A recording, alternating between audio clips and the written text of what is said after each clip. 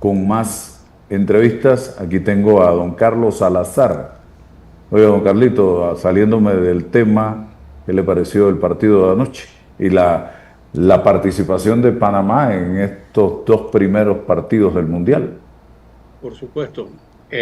Álvaro, yo estoy muy contento y muy orgulloso por el juego realizado por nuestra selección. Ambos partidos hemos demostrado un avance, una madurez, un oficio en el fútbol, y eso debido a que muchos de nuestros atletas hoy juegan en equipos importantes en las ligas del mundo.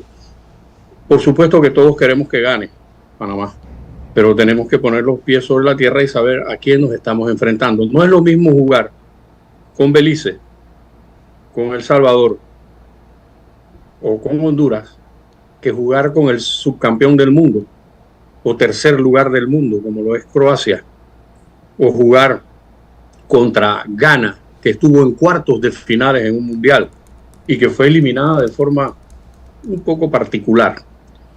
Yo creo que debemos darle el aplauso a todos los muchachos, a todos. Hubo uno en particular que se salió de la norma, brilló con una luz extraordinaria, pero todos los demás hicieron un gran esfuerzo.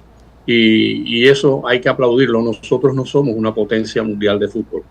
Nosotros somos un país que está en crecimiento. Y eso se ha demostrado tanto en las eliminatorias como en la participación en los campeonatos mundiales. Nos falta un poquito más de madurez, nos falta un poquito más de control de los tiempos y de la precisión. Jugadores tenemos, los que fueron, algunos que no fueron, y siempre habrá quien quiera ir. Pero yo felicito desde aquí a todo el conjunto de lo que significa la selección nacional de fútbol, todo lo que abarca esa selección. Y la verdad es que el mundo entero, por lo que he podido monitorear, está agradablemente sorprendido por el juego desarrollado por Panamá. Más allá que los resultados han sido adversos, 1-0, 1-0. Bueno, recordemos que México tuvo que ir a 5 mundiales para en el quinto obtener su primera victoria. Bulgaria tuvo que ir a 6 mundiales para que en el sexto obtener su primera victoria. Y así funciona. Nosotros tenemos que seguir invirtiendo. Y esa gente que estaba allá, que los felicito a todos, que fueron a apoyar desde Panamá allá y de otros lugares a Estados Unidos y a Canadá. Los que fueron de aquí, de Panamá, espero que nos veamos en ANAPROF, en la liga de aquí, en la liga de fútbol profesional de Panamá, porque los estadios aquí están vacíos cuando juegan los equipos. Mi equipo, el Sporting San Miguelito, por ejemplo, yo no veo mucha gente cuando juega. Plaza Amador sí tiene un poco más de gente. La gente del Árabe Unido tiene. Los equipos de Chorrera reciben mucho respaldo y sobre todo hay uno en Veraguas que tiene una afición cautiva. Apoyemos el fútbol nacional para que vayamos formando nuevas figuras y en el futuro podamos llegar a los campeonatos mundiales con un poquito más de oportunidad. Sí, es la invitación a ser fanático 24/7, no cada 4 años. ¿Así es? Así como la canción de Rubén, ¿no? Cada 4 años se aparecen. Así es, así que interesante su planteamiento y yo también incluyo en esa felicitación, aunque hay gente ya pidiendo cabezas, a el técnico de la selección.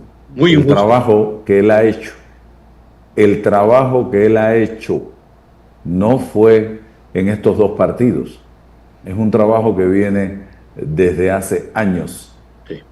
poquito a poquito, definiendo estrategias, ubicando a los jugadores, en fin, ha sido un trabajo de hormiguita y hoy estamos cosechando los primeros resultados.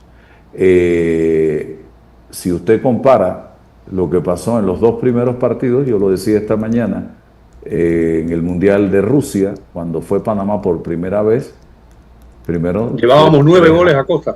Sí, exactamente. Primero fue 3 y después fue 6 o 7. 3-0 y 6-1. Ahí es.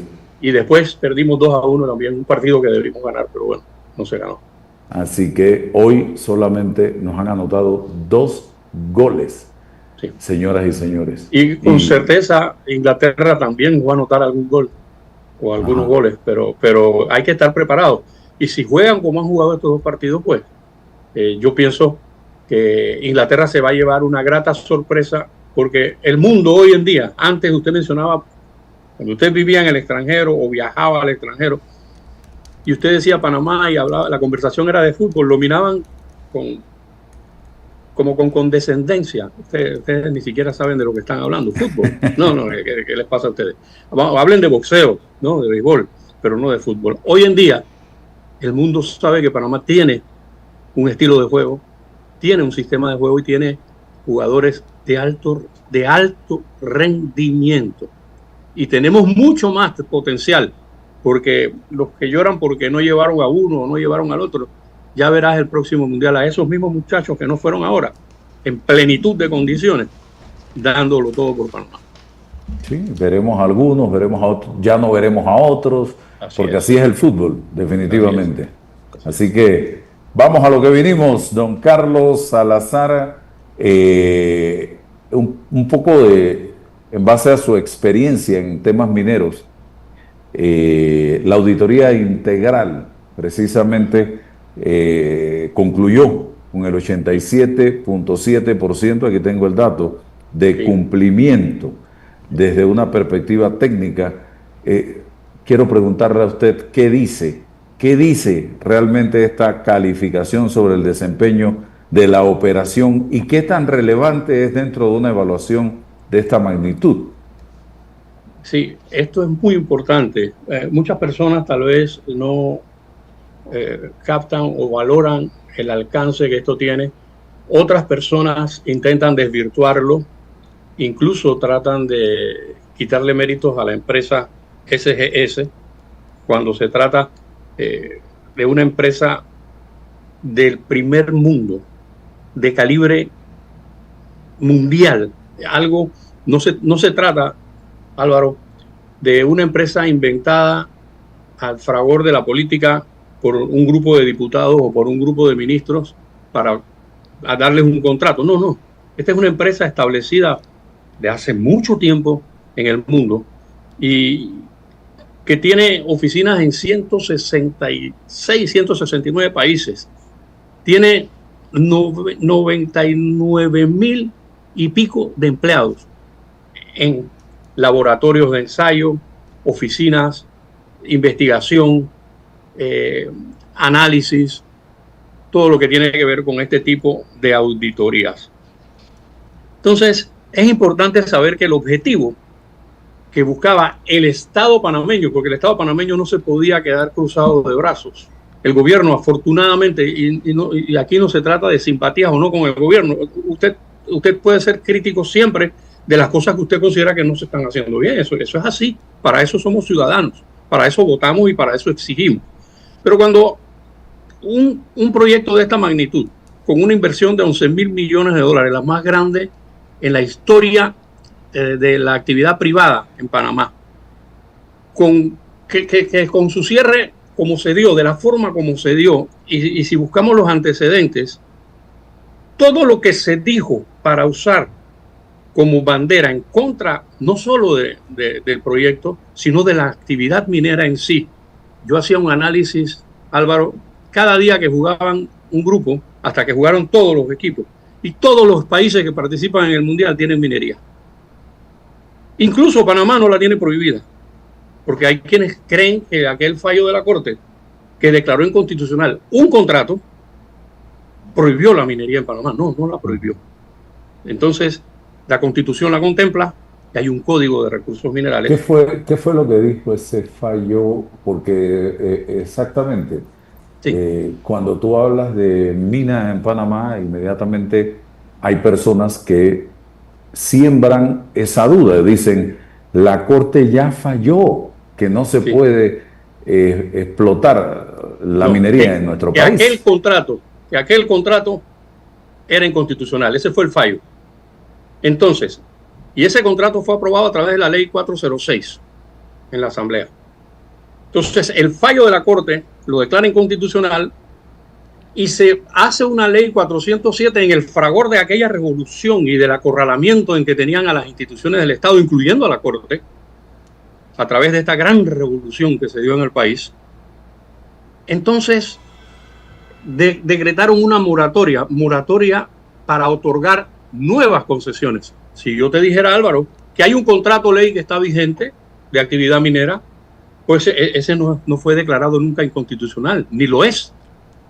Entonces, en el futuro, cuando Panamá vaya hilando delgado y viendo cuál es el verdadero beneficio para el país, cuando, fíjate, aquí el Estado buscó a esta empresa, el Ministerio de Ambiente es la máxima autoridad en temas ambientales. Y hay una cosa paradójica. El ministro de Ambiente, tú me corregirás si estoy equivocado, toda su vida pública repitió sin cesar que él no estaba de acuerdo con la industria minera. ¿Cierto o falso? Claro. Okay. Hoy en día él es ministro de Ambiente. Es decir, él es funcionario. ¿Y qué es lo que tienen que hacer los funcionarios en primera instancia? Lo que la ley les indica. Claro. Entonces, él desde esa postura, él no está haciendo activismo como los grupos antimineros. Él está haciendo profesional. ¿Y qué mandata? Revisar esta situación para entender si de una vez por todas destruían la industria minera como querían algunos que también quieren destruir el canal de Panamá y también quieren destruir el puerto de Barú y también quieren destruir todo lo que genere riquezas para el país y quieren destruir el sistema, porque ellos no son ambientalistas, ellos son antisistema, ellos están en contra del capitalismo, ellos estaban en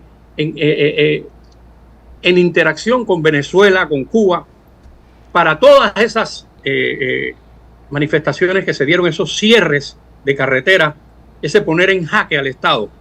Afortunadamente ya Venezuela no puede hacer nada y Cuba está pidiendo agua por señas. Entonces, muy mal para el futuro sus aspiraciones. Mire, la resolución del Consejo de Gabinete número 19, fechada el 27 de febrero de 2024, establece formalmente la necesidad de realizar una auditoría ambiental integral al proyecto Mina de Cobre Panamá. La sentencia de inconstitucionalidad correspondiente a la Ley 406 de 2023, la cual determina que el Estado panameño, en su rol de administrador del área afectada, tiene la responsabilidad ineludible de garantizar una gestión ambiental segura. Si nosotros le seguimos la corriente a los que dicen, no, eso se cerró y hay que dejarlo cerrado, se comete una gran irresponsabilidad, porque usted no puede dejar ningún proyecto de ninguna actividad a medio palo, porque eso tiene consecuencias. Usted tiene que terminar en las condiciones pactadas. ¿Cuáles son las condiciones pactadas? El estudio de impacto ambiental. ¿Qué dice el estudio de impacto ambiental? Que la empresa está obligada a cumplir 370 puntos, 370 compromisos. Y la auditoría, en su complejidad, por la complejidad de las instalaciones, instó a que, dada la extensión y la naturaleza técnica del proyecto, era inviable sustituir la auditoría por evaluaciones simplificadas y menos, Álvaro, por evaluaciones basadas en suposiciones o en clichés. Los clichés son buenos para el carnaval, cuando gritan la consigna de una calle y de la otra, ahí están buenos los clichés. Los clichés son buenos en el estadio, cuando usted está apoyando al equipo de Herrera en béisbol y yo estoy apoyando al de Los Santos, y entonces se gritan consignas. Pero para esto, el Estado se comprometió a hacer una auditoría integral. Y los 370 compromisos que están plasmados en el estudio de impacto ambiental categoría 3. ¿Por qué un estudio de impacto ambiental categoría 3? Porque Panamá es un país democrático y ordenado, con todas las insuficiencias que podemos señalar todos los días, porque somos una democracia en formación. Todavía somos jóvenes, así como el fútbol, nuestra democracia también está en formación. Entonces, la Ley 41 de 1998, que me tocó participar, tanto en el primer intento que fue vetado, y este servidor, ahí están las actas en la Asamblea, anunció que iba a ser vetada por el presidente Pérez Valladares, porque quisieron meter todo un chorizo de cosas en esa ley ambiental, prácticamente un poquito más, y le daban la independencia a las comarcas, le daban toda una serie de criterios que aprovecharon todos los grupos ideológicos, todos los grupos que tenían intereses y echaron a perder la ley. Luego se aprueba la ley 41 de 1998, que es la que está vigente y es la que obliga a realizar estudios de impacto ambiental. Cuando usted va por la calle y usted ve estudio de impacto ambiental categoría 1, ingeniero fulano de tal, ¿no? Presidente, el otro, hay estudio de impacto ambiental categoría 2 en función del nivel de impacto, de la importancia, del tamaño, la magnitud. Entonces se exige categoría 3. Y el proyecto minero Cobre Panamá tiene un estudio de impacto ambiental categoría 3 que fue aprobado en el año 2011. Y allí están plasmados esos 370 compromisos. Y lo del resultado de 90.2% en el componente operativo sobre la forma en que se gestionaba la mina. Bien. Una auditoría integral abarca prácticamente todos los conceptos que tengan lugar a discusión, que tengan lugar a verificación, que tengan lugar a análisis. Fíjese cuando digo, la palabra análisis, ensayo de laboratorio, toma de muestras de agua, muestras de suelo, muestras del subsuelo, muestras del aire, ¿no? Muestra de la calidad sonora que hay en el área. Entonces, cada uno de esta auditoría se dividió en componente legal, laboral, componente ambiental, componente operativo y componente de riesgos. Y cada uno de esos componentes, por eso yo invito a todos, Álvaro, a que busquen en Mi Ambiente la auditoría, la bajen, la impriman y la vayan leyendo poco a poco, sobre todo los resúmenes, sobre todo las conclusiones y los datos técnicos. Cada uno de esos componentes, repito, tiene subcomponentes. Entonces, el componente operativo, 90,20%, es la forma como funcionaba el proyecto. ¿Qué es el proyecto? El proyecto minero, que tiene un complejo minero, que se forma de el tajo. ¿Qué es el tajo? El tajo es aquella estructura en la que se obtiene el material. Se hacen perforaciones. De esas perforaciones se diseñan las voladuras y se realizan las voladuras. Se obtiene el material fragmentado del masivo en los bancos. Esa fragmentación, que algunos le quieren llamar matacán, se lleva entonces a un proceso utilizando algún sistema de transporte, que puede ser de camiones, puede ser de cintas transportadoras, puede ser por teleférico. Hay 1000 formas de transporte. De hecho, esa es una de las materias de ingeniería de minas. Máquinas de transporte minero y sistemas de transporte minero. Entonces se lleva a la etapa de fragmentación, trituración. Se pasa por una cantera primaria, secundaria, terciaria, hasta llevar, Álvaro, el mineral a una dimensión, para poner un ejemplo, de 1/4 de pulgada. Esa roca, ese mineral a 1/4 de pulgada, para poder aplicar la tecnología que se escogió en base a las características metalúrgicas del propio material. Esto no se hace a la bulla de los cocos, ni mirando al cielo a ver cómo cae de una nube. No, esto tiene procesos, subprocesos, etapas, subetapas, y es muy delicado. Escogido el sistema para la metalurgia, que en este caso fue el sistema conocido como flotación, y esto es muy importante, no es lixiviación, porque hay proyectos que tienen lixiviación, hay proyectos que tienen gravimetría. La gravimetría es un sistema completamente, un proceso completamente físico, mecánico. No hay procesos químicos en la gravimetría. En la lixiviación, hay lixiviación con cianuro, hay lixiviación con ácido sulfúrico, hay biolixiviación. La biolixiviación no es otra que aquella en la que se aplica el uso de unas bacterias que se comen el mineral y procesan el cobre. Eso es algo que hay que estudiar muy, muy profundo. Luego de eso, se decidió, por las características metalúrgicas del mineral, por el proceso de flotación. Y reitero, esto hay que anotarlo con una pluma roja. En la flotación no se usa cianuro. En este proyecto nunca se usó cianuro. No se usa y nunca se va a usar. Y digo no se usa porque en este momento se está procesando un material que el Estado inteligentemente autorizó a la empresa a procesarlo porque ya había pasado por todo lo que fue voladura, perforación, voladura, minado, transporte. Y entonces se colocó en lo que se conoce como pilas de acumulación o stockpile en unas galeras expuestas a los elementos, porque eso está construido para ir procesando continuamente. En un proyecto minero se trabaja 24/7. No se detiene a las 2 de la tarde porque juega Panamá, no se detiene a las 5 de la tarde porque pelea Durán. No. Es continuo. Pero entonces cuando usted abruptamente y sin conocer el tema cierra el proyecto, ese material queda ahí expuesto a los elementos, a la lluvia, los vientos, etcétera. Y eso sí podía causar un grave incidente ambiental. ¿Qué más quisieran los enemigos de la industria? Que ocurriera un incidente ambiental para festejar y salir a decir, viste que la mina contamina. La mina no contamina. Hay minas que contaminan.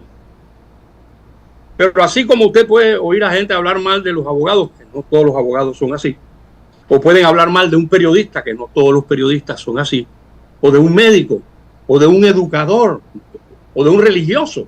No todos los religiosos son como algunos malos religiosos. No, la gran mayoría, la absoluta mayoría, es lo mejor que hay.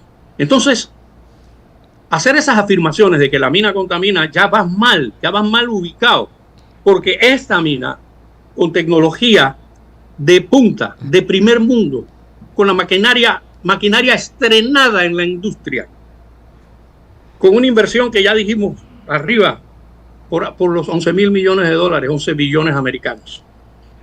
Entonces, todo ese complejo que comienza en el Tajo, continúa en la planta metalúrgica donde el proceso se llama flotación, se deposita el mineral después que pasa de las trituradoras al molino. Hay molinos de bola, son bolas de acero, 304, 316, y eso va, ese molino, y hay molinos autógenos que utilizan la propia característica de la roca y algunas bolas para desmenuzar. El molino desmenuza, muele, pulveriza y lleva a una dimensión que es prácticamente invisible al ojo humano, de 100 micras. Una micra es la millonésima parte de un metro, o sea, la milésima parte de un milímetro. Y en esa dimensión de 100 micras entra a las celdas de flotación, en donde no se usa, ni se ha usado, ni se va a usar ni cianuro, ni mercurio. Esto es importante. Esto hay que aclarárselo a muchos líderes religiosos que domingo a domingo en sus homilías repiten que ahí se usa cianuro y se usa mercurio. Y eso no es correcto, eso no es cierto, para decirlo de una forma respetuosa. Entonces, porque la auditoría, con este componente operativo de 90,20%, verifica que los procesos se cumplen y se cumplen a cabalidad. Pero también hay un componente legal, laboral. ¿Usted se acuerda, Álvaro, cuando decían que allá arriba había 4.000 filipinos? ¿Se acuerda o no se acuerda? Sí, cómo no. Usted como fanático del béisbol y ahora también del fútbol, porque todos queremos que... ¿Verdad? Todos queremos ser... Yo soy fanático, pero no sé mucho de fútbol. Correcto, pero vive cada cosa que hace Panamá, ¿verdad? Porque eso es inevitable, Entonces, ¿usted cree? Porque en esos días, cuando ese líder sindical dijo que había 4.000 filipinos allá arriba, peleaba Manny Pacquiao con Floyd Mayweather. ¿Usted cree que si hay 4.000 herreranos en un proyecto en Mongolia y ahí juega el equipo de béisbol de Panamá en la ciudad más cercana al proyecto, qué hubiera pasado con esos 4.000 herreranos? Se hubieran tomado el pueblo, se hubieran tomado todos los bares, todas las cantinas, todos los restaurantes, todos los hoteles, todos los lugares de comida. ¿Por qué? Porque eso es una pasión. ¿Cómo va a pelear Manny Pacquiao y hay 4.000 filipinos y usted no vio a ninguno en Penonomé? Pues la auditoría demostró en el componente legal ambiental que también se cumplió en un 88,23%. Y lo más importante es que el 91% de los trabajadores son panameños. Con el resultado de esta auditoría, ¿cómo debe darse el debate sobre el futuro de este proyecto minero? ¿Qué piensa usted que debe pasar? Bueno, yo pienso y estoy seguro que lo que se está tratando en este momento, por las noticias que veo, porque se ha conformado una comisión multidisciplinaria, multiministerial, y contrario a lo que mucha gente piensa, el Estado panameño cuenta con muy buenos profesionales en todos los campos. No significa que en todos tienen muchos profesionales, pero lo que sí le puedo decir es que hay un ejército de especialistas panameños que pueden aportarle al Estado panameño la experticia, el conocimiento para el análisis, la ponderación, la discusión científica, repito, científica. Si usted mañana se siente mal y los malestares y usted me llama, me dice, Carlos, ¿cómo me puedes ayudar aquí? Que mira que tengo este problema de salud. Lo más probable es que se muera, porque yo no soy médico. Y el problema ha radicado fundamentalmente en que las voces que más alto y más reiteradamente se escuchaban en los medios de comunicación eran de personas que no tienen la más remota idea de cómo funciona un proyecto minero. No tienen la más remota idea de las etapas, porque estaba hablando del complejo minero, ¿verdad? Hablé del Tajo, hablé de la planta, pero también están las tinas de relave, satanizadas las tinas de relave cuando son una solución ambiental, que tienen un diseño calculado para durar hasta 100 años en algunos casos. Pero en este proyecto todavía hay dos componentes más. Hay una planta generadora de energía térmica y hay un puerto internacional. Cuando usted habla de un puerto, usted le está dando una potenciación económica a la región impresionante que nosotros no sabemos aprovechar. Al contrario, queremos impedir que se construya el puerto de Barú para frenar más el desarrollo, para que haya más pobres en Panamá. Entonces, lo que procede es hacer el análisis, la discusión con las personas calificadas y verificar esto. Yo me pregunto si algunas de esas organizaciones que tanto gritan y tanto cierran soportarían una auditoría integral de este calibre, de cómo son sus finanzas, quién lo financia, cuánto tienen guardado, cómo lo utilizan, cómo lo reparten, si tienen o no tienen ya. A ver si aguantarían una auditoría de esa clase.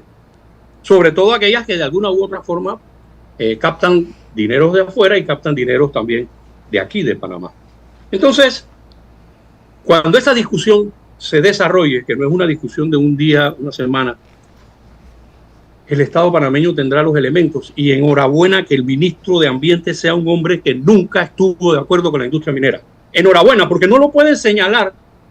Tampoco pueden venir a decirle ahora, es que se cambió de opinión. Él puede tener la misma opinión. Estoy seguro que si usted le pregunta, él le va a decir lo que siempre ha pensado sobre la industria minera. Lo que pasa es que él tiene que hacer ahora, él es ministro, es funcionario. Él tiene que actuar como tal, no como un agitador de esos que van por la calle gritando cosas.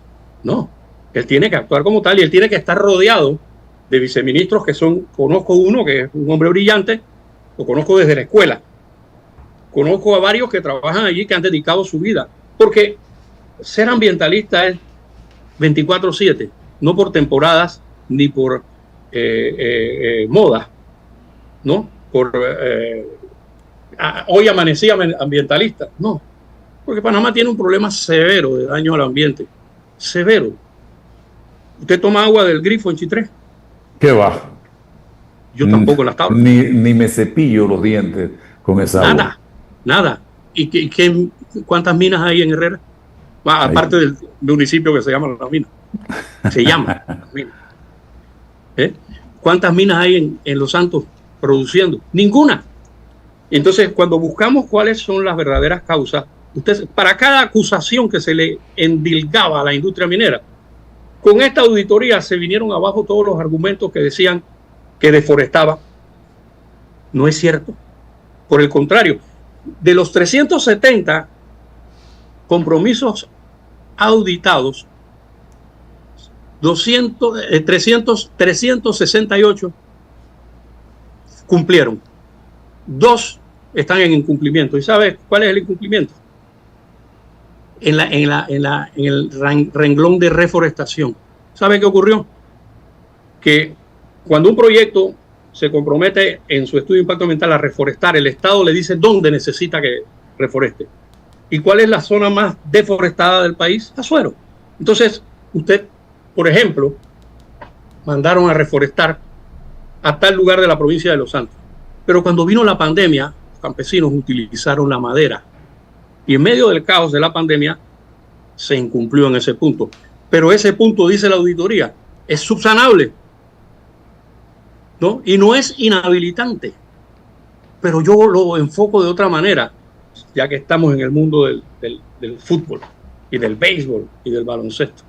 Álvaro, usted que conoció seguramente a luminarias del béisbol herrerano, ¿verdad? Olmedo Alonso, el Negro Salerno, Crispín Poveda.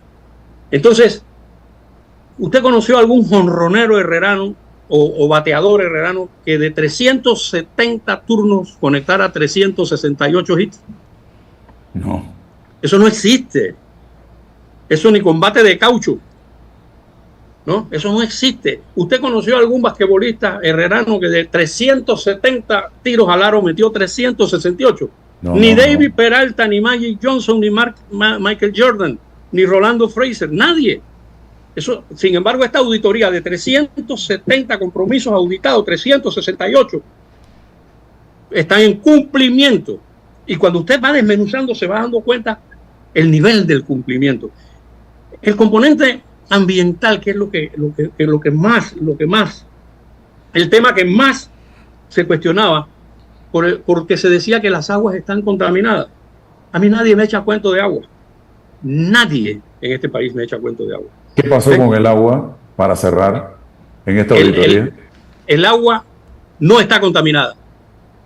Se comprobó que hay monitoreo permanente, análisis permanente, muestreo permanente, resultados permanentes y con un alto nivel de cumplimiento y de responsabilidad frente al tema del agua. Además, el agua que se utiliza en el proyecto, contrario a lo que le hacen ver a la gente que te van a quitar el agua de tu casa, del IDAN, no, allá donde hay, porque usted y yo no tenemos en Azuero. ¿Qué pasa? Es agua de lluvia, agua cosechada, y en un 99% agua de lluvia cosechada, y el 78% se recicla en un sistema de circuito cerrado. La planta, cuando está funcionando, las celdas de flotación requieren de agua. Eso va por unos conductos que es un sistema en circuito cerrado. El agua vuelve y se utiliza. Y muy poco se pierde. Hay pérdidas por evaporación, por alguna fuga, lo cual todo está monitoreado desde un centro de automatización de la producción con monitores de televisión que te indican cada cosa, cada bomba, cada válvula, cada cuánto hay que echarle más agua. Y el agua que se utiliza es agua cosechada de lluvia, no es del IDAN, no es de las fuentes hídricas. Y una vez terminado el proceso, cuando se descarga, entonces aquí viene otro punto que es importante que la gente se familiarice. Es muy fácil decir esa agua está contaminada. El agua de los ríos y quebradas aledañas al proyecto nunca estuvieron contaminadas y lo muestra la auditoría. Por eso se pueden hacer descargas. ¿Qué dice la norma Copanit sobre descargas de efluentes industriales? Para el concepto, fíjese lo que voy a decir, para el concepto cianuro se permite hasta 2,0 miligramos por decilitro. Okay. Allí, en primer lugar, no se usa cianuro. En consecuencia, no se descarga agua con cianuro de ninguna clase industrial. Ah, pero si usted toma muestras de esos ríos, de cualquier río, del río Chagres, del río que usted quiera en el mundo, usted va a encontrar que tiene componentes naturales y hay cianuro en todos los ríos del mundo. Pero ¿cómo lo va a encontrar? 0,00015 miligramos por decilitro. Es decir, es el componente natural y es completamente inocuo porque esa es la naturaleza que provee. Las aguas tienen todos los componentes químicos, ahí están, pero en una cantidad prácticamente imperceptible en la mayoría de los casos. Entonces, 1, no hay cianuro. 2, no se descarga porque no se utiliza en el proceso. Y 3, el agua que se descarga cumple con toda la norma Copanit. Para poder entender esto, uno tiene que irse y buscar normas Copanit para efluentes industriales. Imprimirlo y tenerlo en la mano, y cuando tenga también impresa la auditoría en la mano, entonces usted ve el resultado de la auditoría y lo coteja con la norma Copanit, que es lo que está ocurriendo realmente y no en la imaginación de personas que inventan cosas, las repiten, luego la gente va en el metrobús o va en el metro o va en el taxi y van conversando doctoralmente y eso tiene un efecto. Y además están las redes sociales que son fantásticas para el mundo de la comunicación. Usted es maestro de la comunicación. Entonces, pero al mismo tiempo son tan democráticas las redes sociales que cualquiera puede opinar cualquier cosa y tiene repetición, multiplicación de manera exponencial. Y después lo ve usted explicando esos temas como si alguna vez hubiesen pisado una facultad, una escuela de ciencias, una facultad de química, una facultad de ingeniería de minas, una facultad de geoquímica, una facultad de geofísica, una facultad de geología. No. Entonces, tenemos que informarnos. 1, la auditoría. Cotejar los resultados punto por punto de cada análisis que se hizo con lo que la norma establece. Tanto Copanit como las normas internacionales. Yo les recomiendo que utilicen la de la Unión Europea o la de los Estados Unidos o de los países escandinavos, que son los más exigentes. Porque, contrario a cierta campañita que hay por ahí de tratar de descalificar a SGS, don Álvaro, ¿usted ha prestado atención o tiene información de quién es SGS? No. Bien. Yo me tomé el trabajo de buscar esto. SGS, Société Générale de Surveillance, en español, Sociedad General de Inspección. Es una empresa líder mundial en ensayos, verificación, inspección y certificación. Punto para el ministro Navarro. Buscó lo mejor de lo mejor para la auditoría. No buscó la empresa que fundó un diputado, ni con el cuñado del diputado, ni con la suegra del ministro. No. Buscó lo mejor de lo mejor. Reconocida como referencia mundial en calidad integral, con 99.600 empleados que trabajan en una red de 2.600 oficinas y laboratorios ubicados alrededor del mundo en 115 países. Sostenibilidad. Logros en sostenibilidad de SGS, la empresa en cuestión. Fue nombrado líder en su industria por el Dow Jones Sustainability Index por 5º año consecutivo. Dow Jones le suena, ¿verdad? La bolsa. Recibió la calificación, la calificación de oro EcoVadis por 4º año consecutivo. Todo esto lo pueden verificar, ¿eh? Tomen nota. Bien. Fue incluida en el índice FTSE 4 Good por 2º año consecutivo. Recibió el premio RobecoSAM, se escribe RobecoSAM con M al final, Gold Class Award, por su desempeño en sostenibilidad. Fue nombrado líder del compromiso con el proveedor del Carbon Disclosure Project, esa iniciativa mundial que busca ir terminando con el uso de los combustibles fósiles a un término específico que viene desde el Acuerdo de París. Entonces, estamos hablando de los Yankees de Nueva York en auditoría, ¿no? Bueno. No estamos. Entonces, al partir de ahí y al partir de las conclusiones que nos dan, ¿verdad? Porque nos habla del cumplimiento social. Usted vio que el cumplimiento social también anda por el orden de arriba de los de los 80%. Entonces, el componente de riesgo 81-70, hay que ser claro, hay que ser honesto.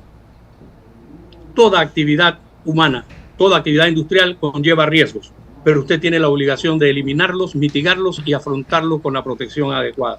La empresa cumplió. Bueno. Y como conclusión, nunca hubo tales daños ambientales, ni a ríos, ni a suelos, ni a subsuelos, ni contaminación, ni enfermedades a las personas que viven alrededor. Porque cuando usted quiere saber las estadísticas de las enfermedades, las tiene el Ministerio de Salud y la Caja de Seguro Social. Y allí le aparece qué enfermedad, qué la genera y dónde hay mayor incidencia. Bueno, gracias a Carlos Salazar, especialista en temas de mina, por atender nuestro llamado en la mañana de hoy para hablar un poco sobre esta auditoría que pidió el gobierno a una empresa privada internacional y que se presentó la semana pasada. Gracias, Carlos, que tenga un excelente día. Siempre es un honor. Gracias. Sí, y seguimos adelante, señores.